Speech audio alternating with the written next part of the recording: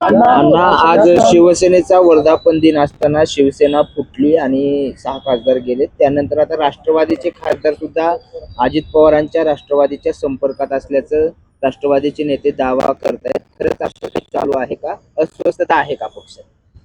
अशा प्रकारचा दावा कोण करतं, त्याचं त्या पक्षातील स्थान किती आणि त्याची राजकारणातली पोच किती याचा आपण विचार करायला हवा. राष्ट्रवादी काँग्रेस पक्षाच्या केंद्रामध्ये आमचे 8 खासदार निवडून आलेले आहेत आणि हे 8ही खासदार एकत्रितपणे एक दिलाने समविचाराने संसदेमध्ये आणि पक्षामध्ये काम करतायत. यापैकी एकही खासदार आदरणीय पवार साहेबांची साथ सोडूच शकत नाही. पवार साहेबांवरती त्यांची आदळ निष्ठा आहे. 10 जूनला मुंबई या ठिकाणी झालेल्या आमच्या पक्षाच्या 27व्या वर्धापन दिनामध्ये त्या खासदारांपैकी काही जणांनी त्या ठिकाणी भाषणं केली आणि आगामी काळामध्ये पक्ष कसा वाढेल, आज आपण विरोधी पक्षामध्ये आहोत. रस्त्यावर उतरून शेतकऱ्यांचे, विद्यार्थ्यांचे, महिलांचे प्रश्न आपण कसे हातामध्ये घेऊ, जेणेकरून येणाऱ्या 29मध्ये आपण पुन्हा सत्तेमध्ये येऊ, अशा प्रकारचा निर्धार या सगळ्या खासदारांनी केलेला आहे. कोणाच्याही मनामध्ये किंतु नाही. आदरणीय पवारसाहेब असतील, कार्याध्यक्ष सुप्रियाताई असतील, जयंतराव, शशिकांत शिंदे, ही सगळी मंडळी सर्व खासदारांना सातत्याने भेटत असतात.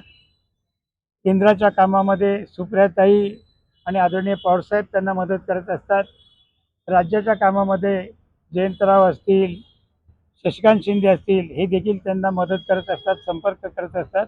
त्यामुळे आमच्या पक्षामध्ये कुठेही नाराजी नाही, दुसरीकडे जाण्याचा कोणाचाही विचार नाही आणि आपली मुदत संपेपर्यंत हे 8ही खासदार आदरणीय पवारसाहेबांच्या बरोबर राहतील असा आत्मविश्वास मी या ठिकाणी आपणाला देतो. ऑपरेशन टायगर नंतर आता ऑपरेशन तुतारीच देखील राबवलं जाईल असं ऑपरेशन टायगर 16 आमदार देखील त्यांच्या संपर्कात असल्याचं बोललं जात आहे. बाबा आत्राम जे आहेत त्यांनी डिसेंबरमध्ये हे सगळं होणार असं- डिसेंबरमध्ये ऑपरेशन ठीक आहे. माझा बाबा आत्रामांना आव्हान आहे, डिसेंबर 26 यायला अजून जुलै, ऑगस्ट, सप्टेंबर, ऑक्टोबर, नोव्हेंबर 5-6 महिने आहेत.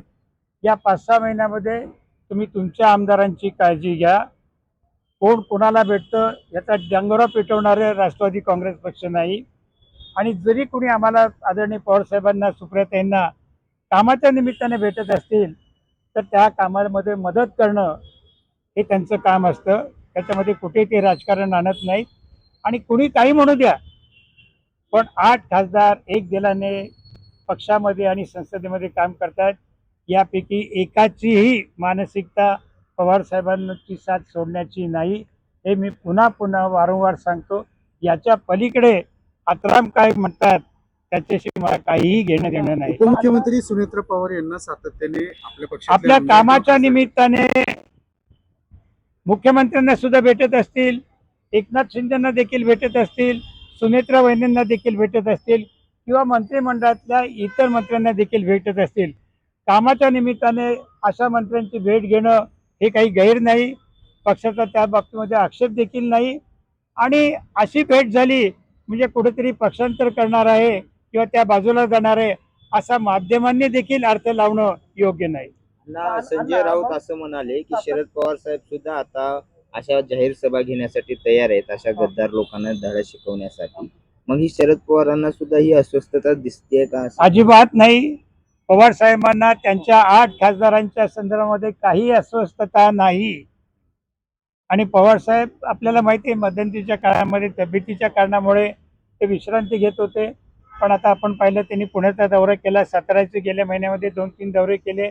आता थोडं सुप्रियाताईंच्या कन्येच्या लग्नाच्या गडबडीमध्ये असल्यामुळे 5 जुलैला पुण्यामध्ये रिसेप्शन आहे, उद्या त्यांच्या नातीचं लग्न आहे. हे सर्व घरगुती कार्यक्रम संपल्यानंतर पवारसाहेब नेहमीप्रमाणे पक्षाच्या कामामध्ये आणि सार्वजनिक कामामध्ये आघाडीवरती असल्याचं आपल्याला पाहायला मिळेल. आणि मग ही ऑपरेशन तुतारी ही चर्चा का होती अशी वारंवार असे कोण चर्चा करतं आणि काय करतं? चर्चा हे बघा, मारणाऱ्याचे हात धरले जातात, बोलणाऱ्याचं तोंड धरता येत नाही. आणि माध्यमांनी सुद्धा कोण बोलतोय, काय बोलतोय, काय परिस्थिती आहे, ते जरी काय बोलत असले तर तुम्ही आमच्या पक्षामधला आढावा घ्या.